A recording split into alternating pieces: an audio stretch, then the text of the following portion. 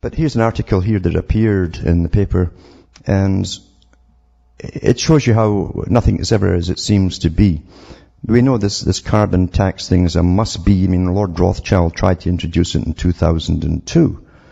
He eventually did reintroduce it again in 2010. But in 2002, he had the bag sewn up, basically, that the cash would come through his family private bank in Switzerland.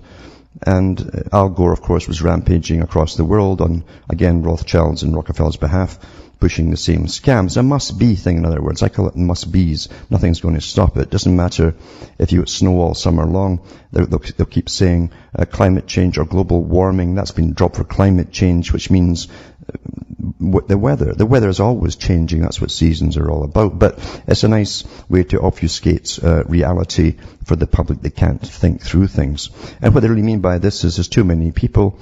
It's man-made global warming and man-made climate change. This is what they're really getting at. And of course their answer supposedly is to tax you into utter poverty. Well, they fatten themselves at the top again. And that's really what it's about, a planned society living in third world poverty across the world. Much easier to bring the populations down that way too, and manage them as they simply go down the tubes. So here's an article here. Lobbyists who created the Climate Gate scandal and academics are funded by the taxpayers and the BBC. This is how they work things out at the higher levels. They don't spend their own cash.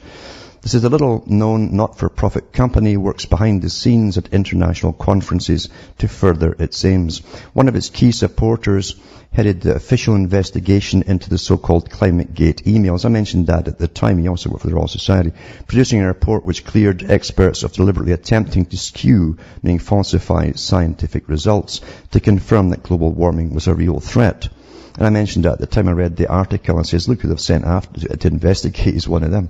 Anyway, another scientific expert linked to the group came forward to praise a second independent investigation, the Climate Gate affair, which also exonerated researchers, set up with the backing of Tony Blair, then the Prime Minister, and run by a group of British members of Parliament and peers. That's the guys that get all the peer group, as they say. The organisation Globe International, it's called, started life as an all-party group based in the House of Commons. So you think it's all for the people. No, they have private companies working in there too, run by you. You're paying for them all.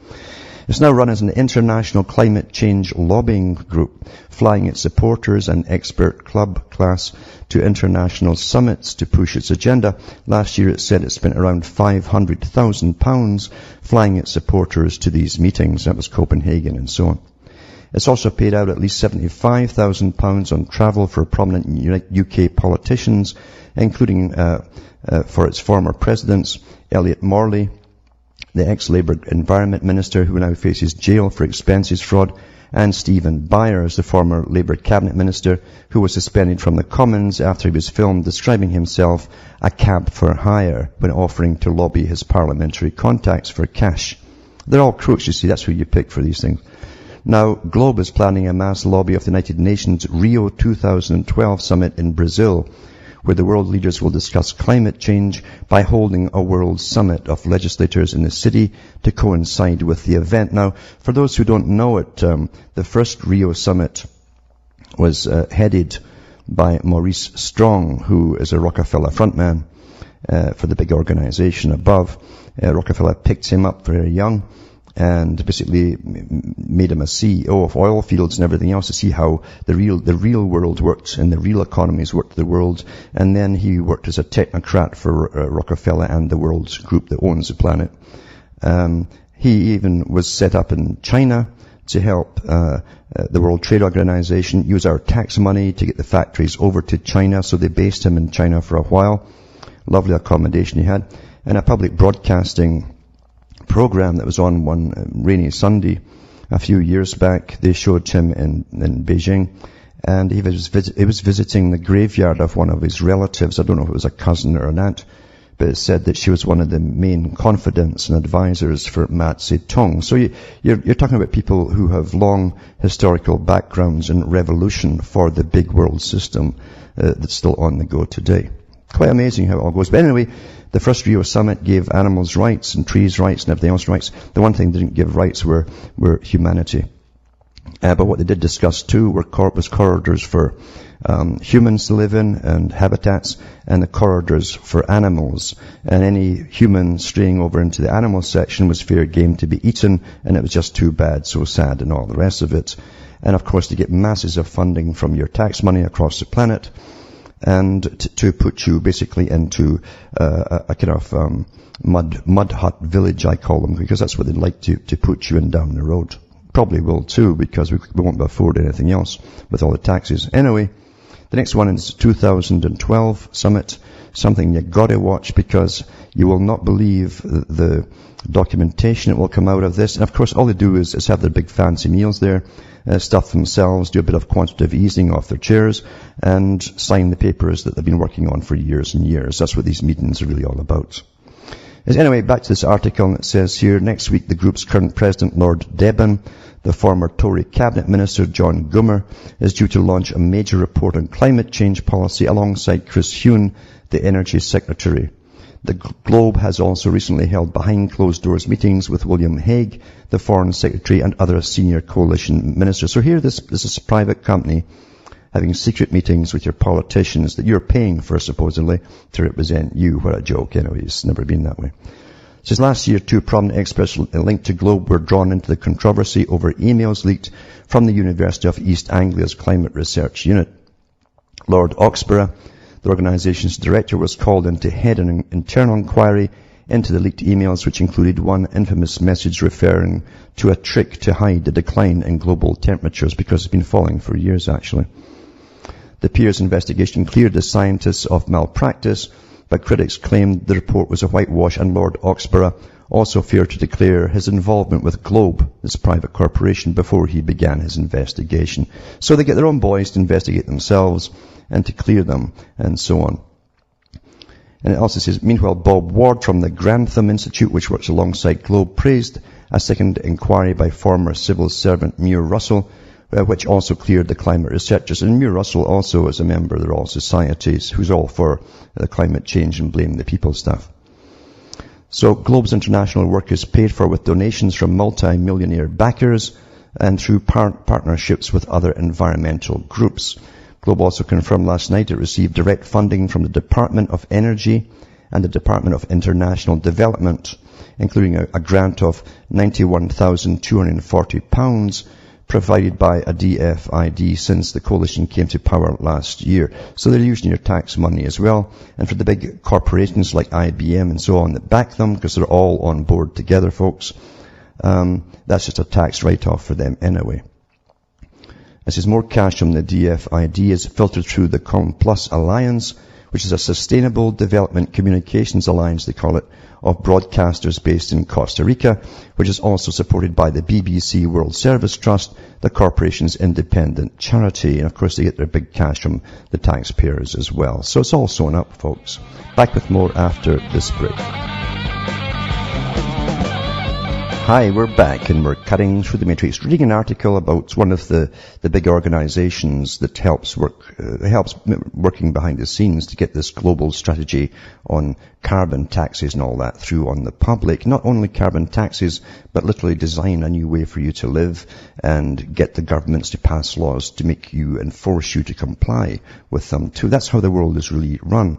But it said here in the same article here, as say the BBC's World Service Trust, the corporation's independent charity, also gives this organization cash. It says ComPlus, which was awarded the DFID cash last year and in 2006, says it's an ongoing relationship with Globe. That's nice that way they put it. I hope they're proactive. Helping it run shadow negotiation teams at international summits of world leaders. What's a shadow negotiation team? That means the ones that don't want to get their names in the limelight, folks, but they have more power than anybody else. A spokeswoman for ComPlus said the BBC is a founding member, not a funding member. They can make in-kind contributions like organising events, supporting logistics and sharing content. In other words, they fund them by paying for this rather than direct contributions. It's great how they got it all figured out, eh? She added that ComPlus did not fund Globe, but worked with them on convergent objectives. They convert the same strategy to bring us into mud huts. Last night, a DFID spokesman confirmed the department had given ComPlus £250,000 in total to provide research advocacy and communications work. That means propaganda on the public for communications work on the impact of climate change. The spokesman said that these contributions were awarded under the previous government. The current government has not given them any funding, and that would be a lie too. You'll find it will be continuous, and we'll find out about that next year, or maybe after the next Rio Summit. The BBC's trust money is drawn from the £15.2 million a year it gets from the Foreign Office. That's the British Department of the Foreign Office, and the DFID, and £800,000 from licence payers, because you have to pay a licence to the government for the BBC to watch their rotten indoctrination shows that they have on there. The BBC charity failed to respond to questions about its relationship with the project and how much this involvement was costing. I should add the taxpayer. And the Zoological Society of London, the world's famous charity behind London Zoo, also provides Globe with scientific advice, providing high-level input from its top conservationists and zoologists. Globe said it paid ZSL for its expertise. Yeah, sure. And who also funds the Zoological Society of London, and who's the head of that? Another member of the Royal Society. Last night, Globe's General Secretary Adam Matthews says Globe is not a lobbying organisation. No, it's a shadow organisation, eh? Is an international group of legislators. It was set up by the legislators themselves, the guys that get the laws passed. We facilitate them coming together to discuss environmental issues. Our members have multiple views, some quite skeptical, and on some aspects of climate change debate. We're funded by the World Bank. Well, the World Bank also gets funding to them as well. The Economic Union, and that's their big government over there now, the Soviet, international parliaments and governments, including the UK government. The coalition government contributes to our work through DFID. It's just astonishing that the public are kept in utter blind ignorance of how the world really does work. This is only one area. This is one area to do with the environment. Globe International registered as a not-for-profit firm, pays no taxes, under the name the Global Legislators Organisation Limited, and makes minimal disclosures about its finances to Companies House. That's where you have to register it there in Britain. Last year it declared a £500,000 loss, but still managed to fly a number of key supporters to summits and international conferences. It says Barry Gardner, Member of Parliament, is Vice President, former Labour Biodiversity Minister, attended to at least 4 international conferences on Globe's behalf, including a trip to Tokyo, Japan, Seoul and South Korea costing more than £7,000. Another trip to China cost more than £8,000. Mr. Gardner's daughter is also a member of Globe's full-time staff. That's just coincidence. So it also paid nearly £3,000 to fly Gregory Barker, now Coalition Climate Change Minister. They're all in the pocket, eh? All these politicians are in the pockets of these private organisations. Eh? So he flew me to Washington, D.C. And then it's a whole list of different people too, who are also on the pay tab of this private company that gets funded by the taxpayers who know nothing at all about it. That's going to make them live in little mud huts down the road.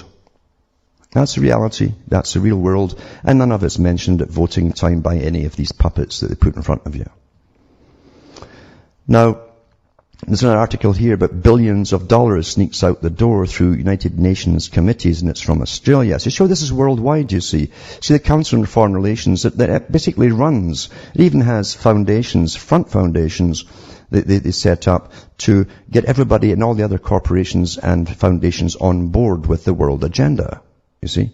So you've got to take all the countries into consideration here, because whatever happens in one is happening in another at the same time in exactly the same way. Same laws passed too. So billions of dollars sneaks out the door through United Nations committees. There are billions of dollars of money sneaking out the door of Western nations and being used to feed the monster bureaucracy, the UNFCCC and its cohort. In the carbon tax that ate Australia, Tony Cox and David Stockwell point out the Australian contributions fly so under the radar, despite being millions of dollars, that even the Australian government seems to have forgotten they agreed to pay them. See, they're paying the carbon tax. It was passed by that Fabian socialist that took over from the last Fabian socialist as a Prime Minister. Greg Combet, the Minister for Climate Change, promises every dollar of the carbon tax will be given back to the people. But he's talking about the people across the world, because, you see, this is the redistribution of the wealth. And it doesn't go to the people of the world, by the way, or to Africa or anywhere. It goes to their own corporations set up in their other countries. Isn't it wonderful? democracy is just that we're giving it to people in the Middle East right now, one way or another. Back after this break.